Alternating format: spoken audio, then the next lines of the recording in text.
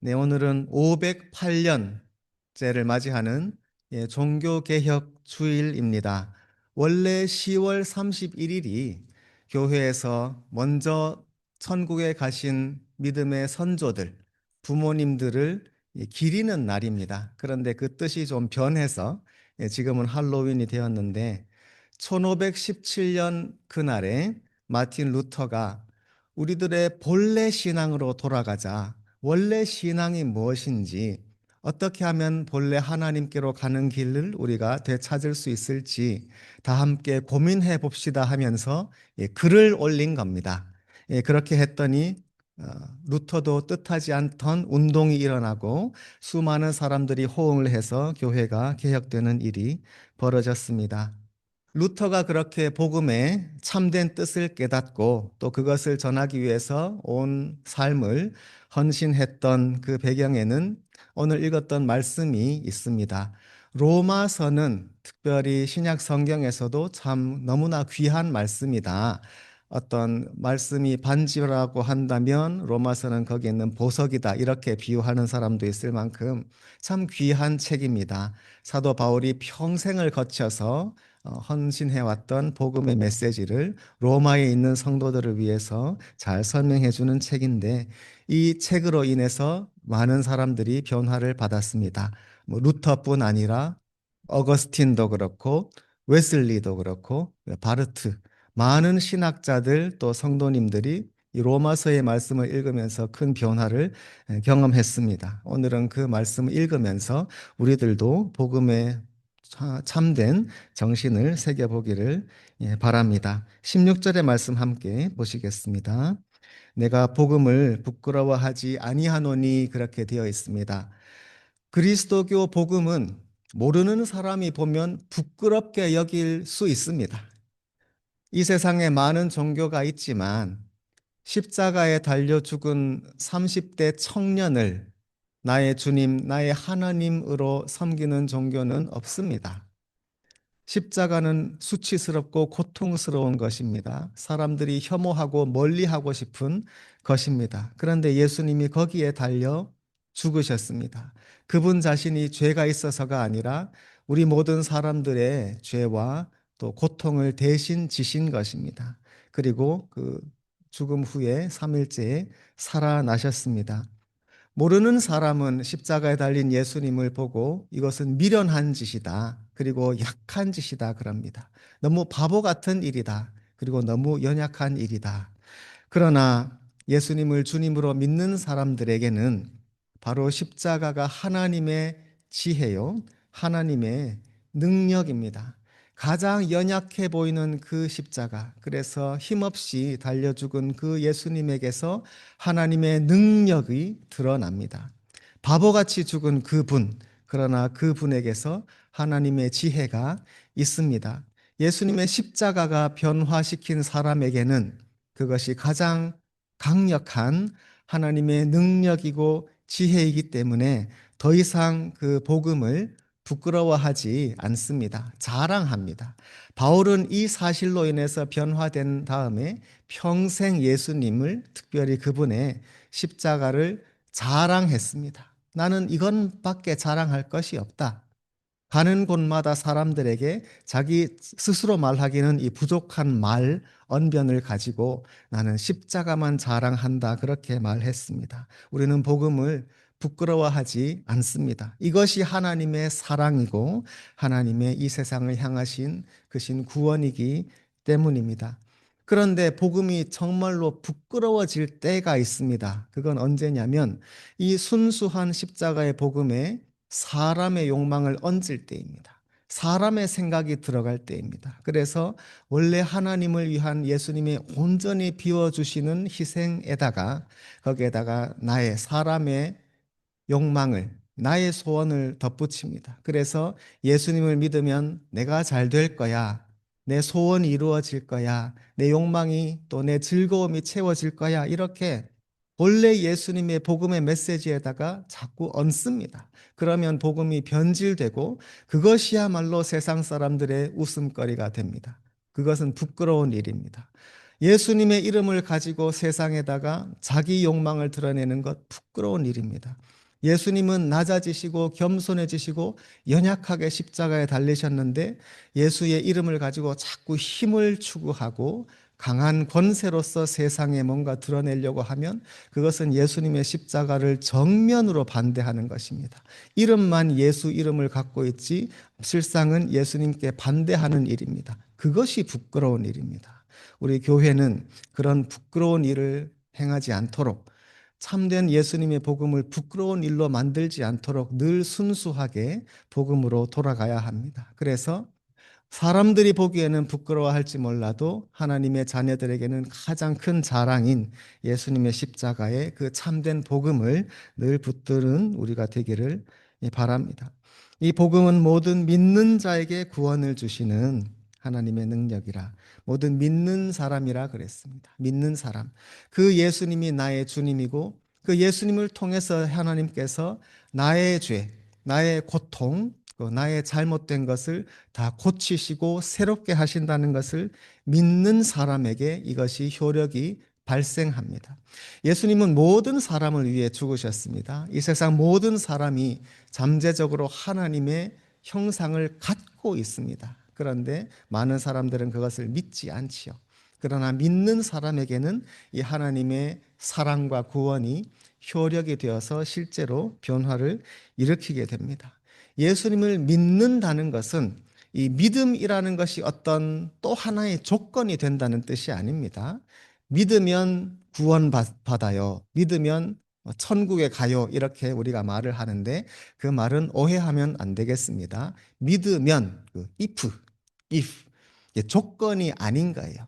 만약에 믿으면 조건, 그러면 구원, 결과 그렇게 생각하면 그것은 큰 오해이고요. 믿음이 또 하나의 인간적인 조건이 되면 안 되는 것이죠. 내가 믿었으니까 나는 구원받을 수 있어요. 천국 갈 자격이 돼요. 그렇게 되면은 그것은 큰 오해입니다. 믿음이라는 것은 도리어 내가 아무 자격이 없지만 무조건적으로 구원받는다는 뜻이거든요. 조건이 없습니다. 하나님께서 우리를 자녀 삼아 주시고 우리를 천국에 들이시고 영생을 주실 때에 내가 한 아무것도 없습니다. 나는 도리어 하나님께 반대하고 하나님을 버리고 하나님을 생각하지 않던 사람이었는데 내가 아무것도 하지 않았을 때 심지어 내가 하나님의 원수였을 때 하나님은 먼저 우리를 사랑하셔서 자격 없는 우리에게 예수님을 보내주셨다. 그렇게 성경에 말씀하시잖아요. 무조건입니다. 우리가 지금 이 자리에 앉아 있을 때 하나님의 자녀가 되어 있을 때 내가 뭔 아무런 공로를 더한 것이 없습니다. 내가 아무것도 하지 않았을 때, 심지어 태어나지도 않았을 때부터 주님은 우리를 택하시고 무조건 구원하시는 것입니다. 그래서 우리는 믿는 겁니다. 내가 할 수 있는 것이 하나도 없기 때문에 그저 내가 할 수 있는 것은 하나님께서 나를 위해 행하신 그 놀라우신 일을 보고 놀라고 감사하는 것밖에 없기 때문에 내가 할 수 있는 것이 없습니다. 주님이 다 하셨습니다. 그래서 나는 자격이 없지만 하나님이 나를 자녀로 삼아 주셨습니다. 그것을 고백하는, 그래서 믿는 거예요. 그런 뜻입니다.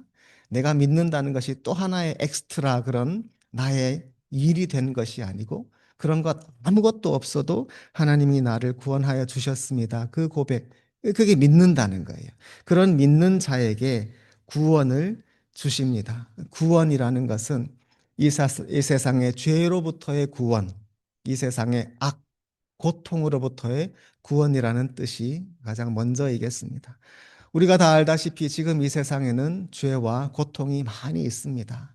우리들이 조금만 관심을 가지고 보면 지금 이 시간에도 세상의 여러 곳에서 나와 가까운 이웃, 나와 먼 이웃, 여러 곳에서 우리와 동일한 형제 자매인 인간들이 고통을 당하고 있습니다. 인간의 죄 때문입니다. 자기 자신의 죄로 인해서 고통당하는 사람도 있습니다. 때로는 다른 사람의 죄로 인해서 내가 애매하게 고통당하는 그런 경우도 얼마나 많은지 모릅니다. 우리 인간에게는 구원이 필요합니다. 그저 내가 나 혼자 괜찮게 살고 큰 걱정 없이 나의 뜻을, 나의 계획을 이루면서 살다가 그냥 그렇게 살다가 죽는 게 인생이지. 그렇게 생각한다면 구원은 멀게 느껴질 수 있습니다. 자기 일이 아닐 것입니다. 그러나 우리가 하나님을 안다면, 그분께서 이 세상을 지으시고 온 인류를 지으신 뜻을 안다면 우리에게는 구원이 꼭 필요하다는 것을 우리들은 확신합니다.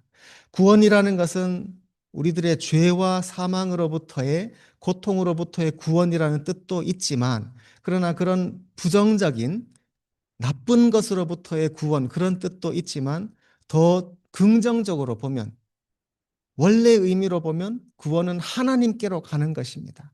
우리들은 하나님으로부터 왔습니다. 하나님이 우리 모든 사람들을 지으셨고, 하나님이 우리 아버지가 되시고, 하나님의 사랑을 받고 살라고 이 세상에 하나님은 우리를 보내셨습니다. 그런데 그렇게 안 되는 거예요. 그렇게 못 하잖아요. 그러니 우리들은 하나님께로 돌아가야 합니다. 그분의 품으로 가는 것이 참된 인생이고 우리가 태어난 목적입니다. 그렇게 되지 않고 이 세상에서 내 생각대로 사는 것은 그저 물질적으로는 잘 사는 것 같아도 결국 그것은 의미 없고 멸망의 길이다. 그것이 성경의 가르침이잖아요. 하나님께로 가야 합니다. 그리고 우리들은 그분의 품에 안겨야 합니다.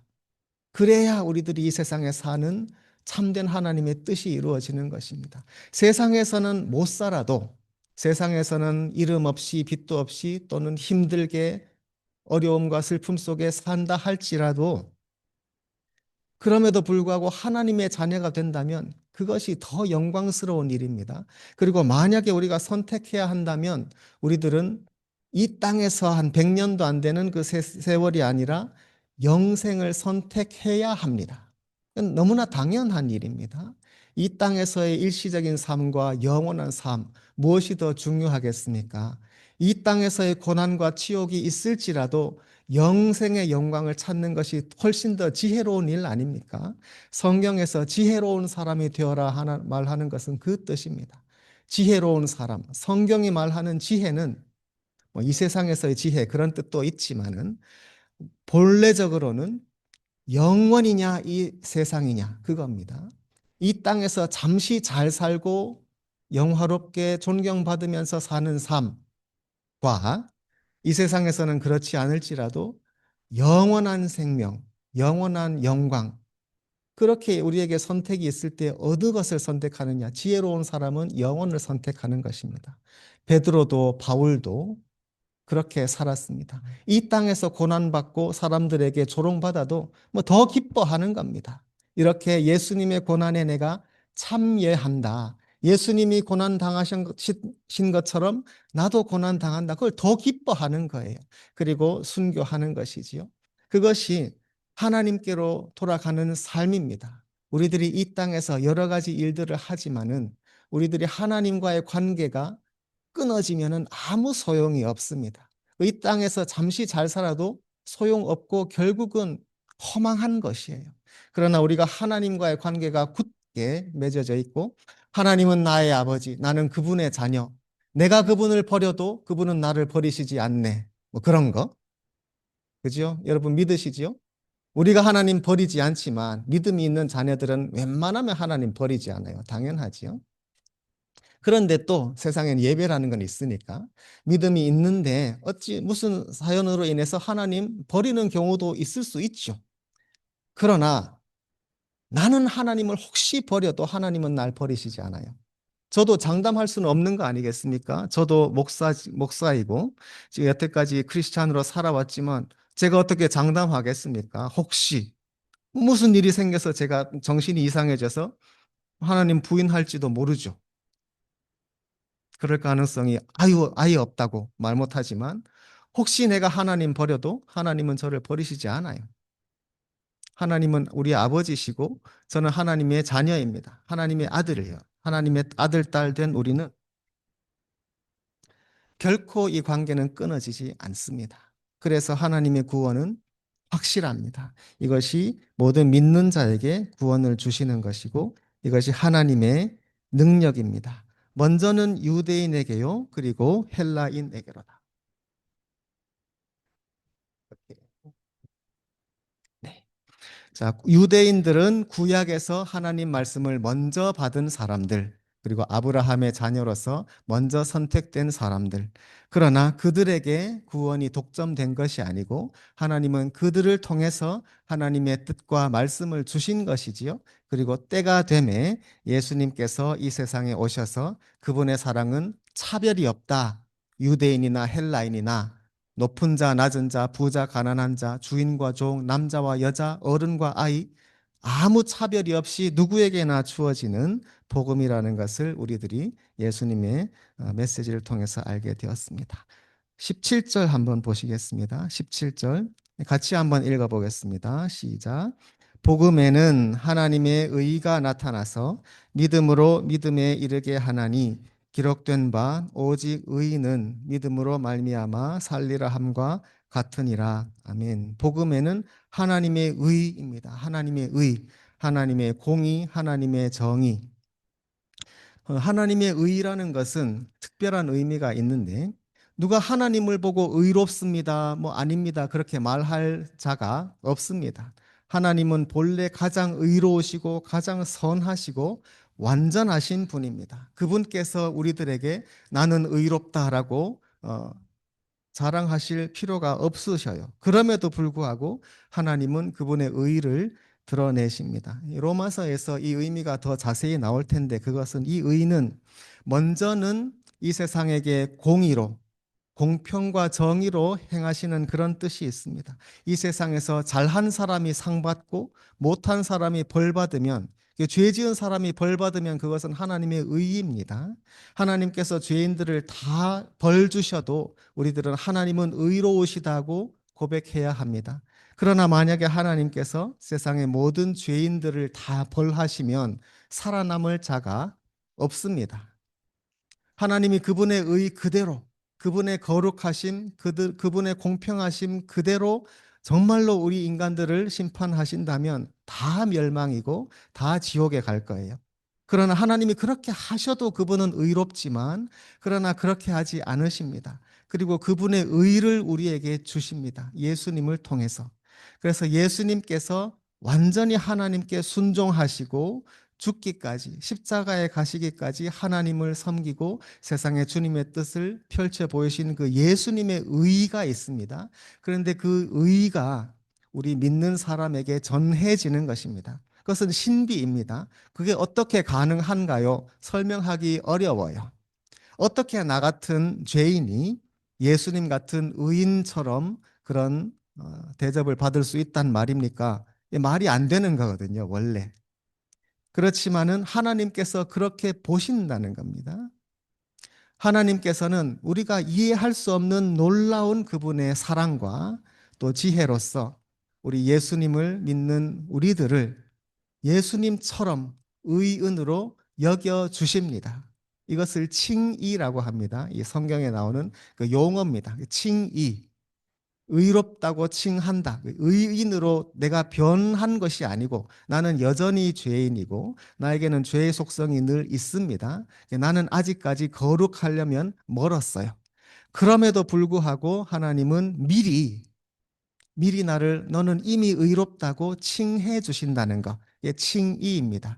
성경의 justification, 의롭게 만든다는 장차 우리에게 있을 영광인데 그렇게 되기 전에 내가 아직 완전하지 않아도 하나님은 너는 이미 의로워. 예수님의 십자가의 순종과 예수님의 그 피, 예수님의 고난을 통해서 그 의가 우리에게도 주어졌기 때문에 하나님은 우리를 의롭다고 인정해 주십니다. 그것을 바울이 로마서에서 너무나 잘 설명을 해주고 있잖아요. 그것입니다. 하나님의 의가 나타나서 이것은 하나님의 의는 그분이 그냥 공평하게 상 주고 벌 주시는 그런 의를 넘어서서 심지어 죄인들도 하나님의 자비로 의롭다고 인정해 주시는 그 의를 말합니다. 그래서 그 의가 복음에서 나타나서 믿음으로 믿음에 이르게 하나니 여기서도 믿음이 나오는데 여기서 본래 뜻이 약간 좀 세밀하게 보면 여기서의 믿음은 우리 인간의 믿음뿐 아니라 하나님의 믿음이 됩니다. 하나님의 믿음. 우리들에게는 믿음, faith가 있죠. 그런데 하나님께 믿음, 그건 무슨 뜻인가? 하나님께는 faithfulness가 있습니다. 그건 하나님의 신실하심입니다. 하나님이 우리를 믿어주신다는 겁니다. 그리고 우리를 하나님께서는 약속을 지키시는 그 신실함이 있습니다. 그런 뜻입니다. 여기에서 믿음으로 믿음에 이것은 굉장히 특별하고 깊은 뜻이 있습니다. 우리가 하나님을 믿지요. 예수님을 믿습니다. 그런 뜻도 있지만 우리가 하나님을 믿기 전에 하나님께서 먼저 우리를 믿어주십니다. 우리는 자격이 없는데 우리들은 아직 이것밖에 안 되고 하나님 보시기에 너무 부끄러운데 맨날 실수하고 잘못하는데 그러나 하나님이 우리를 먼저 믿어주신다는 겁니다. 하나님의 믿음입니다. 원래는. 그 다음에 하나님은 또 믿는 사람 우리들을 믿음에 합당하게 대우해 주십니다. 믿는 사람에게 하나님은 믿을 만한 분이라는 걸 보여주셔요. 그게 신실하심이거든요. 그러니까 faith가 있고 믿음이 있고 faithfulness, 신실함이 있는데 이게 다 포함하는 것입니다. 그래서 믿음에서 믿음으로입니다. 뭐 우리 사람의 믿음이 다라는 뜻이 아니라 원래 이 믿음도 원래는 하나님으로부터 오는 것이고 하나님께서 먼저 우리를 믿어주시고 하나님께 그분이 믿을 만한 분이 되어주시고 신실하신 분, 약속을 지키시는 분이 되어주시고 그래서 그 믿음이 우리에게 주어져서 우리가 너무나 감동되어서 우리도 믿는 것 그런 의미가 되겠습니다. 말이 되나요? 예. 그러니까 놀라운 일입니다. 우리가 뭔데 하나님께서 우리를 믿어주시겠습니까? 그죠?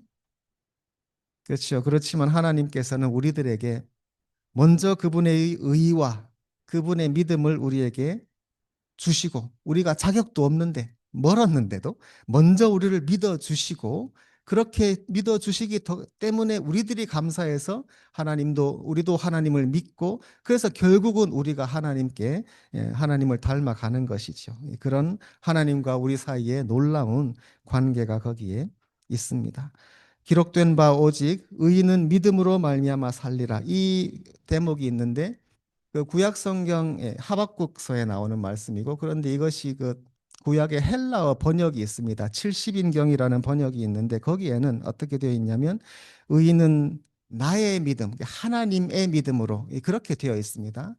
참 신비로운 말씀이죠. 그러니까 의인은 믿음으로 그러면은 그것이 의인의 그 사람의 믿음, 자기 믿음으로 산다. 그렇게 생각하기가 쉽잖아요. 그런데 원래 뜻이 거기에 있습니다.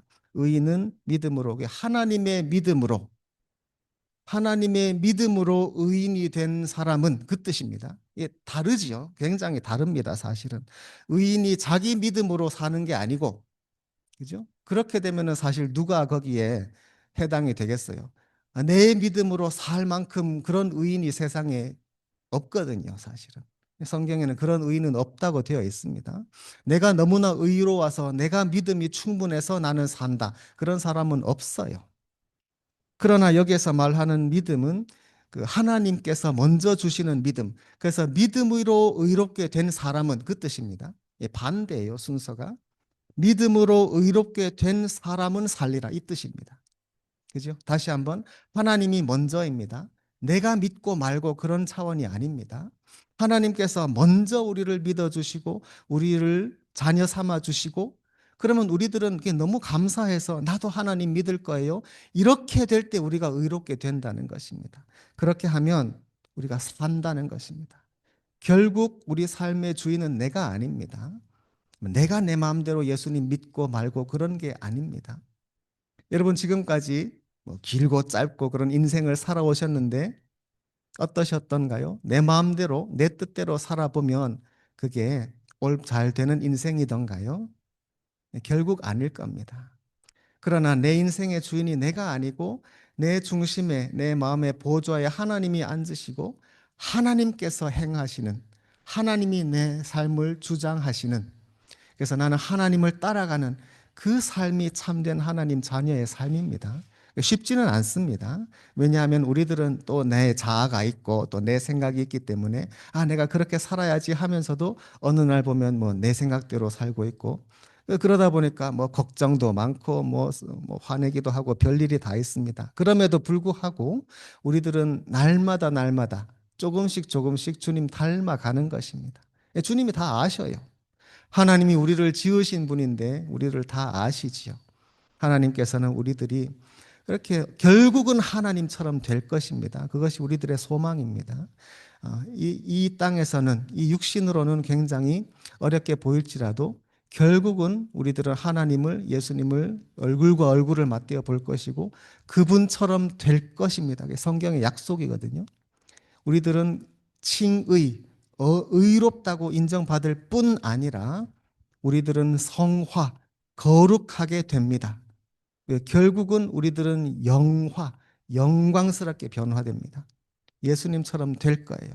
그것이 우리들의 가장 큰 소망입니다.